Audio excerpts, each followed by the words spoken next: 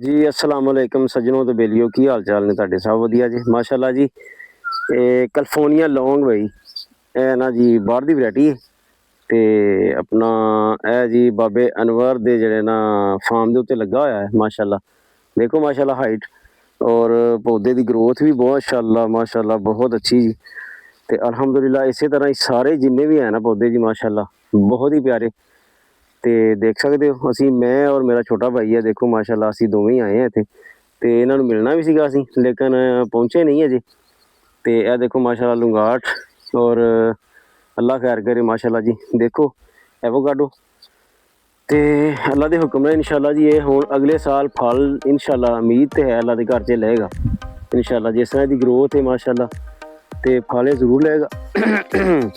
उस तो बाद देखो जी असी पैदल जा रहे हैं तुहाडे अपना ना जमीन के उत्ते तुर के और यह देखो माशाल्लाह एवोकाडो की ग्रोथ चेक करो और इसका तना चेक करो माशाल्लाह माशाल्लाह बहुत ही प्यारा तना देखो। और इस जगह पर आके इनू ना कोई मसला नहीं बनता तो ये फिर अपनी ग्रोथ जी ना अच्छे तरीके ना कर लेंदा है कोई ऐसा मसला नहीं बनता होंदा इसनूं। तो ये अल्हम्दुलिल्लाह ग्रोथ जी ना माशाल्लाह बड़ी प्यारी कर जाता इस तरह।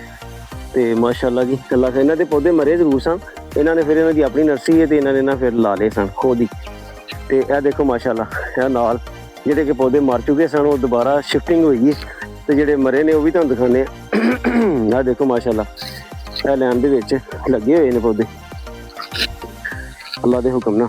तो इंशाल्लाह तो जिस तरह ही चीज़ां ने नाल चीज़ां चल रही ने तो ये दो किस्म की वैरायटी लगी है अल्हम्दुलिल्लाह। तो इंशाल्लाह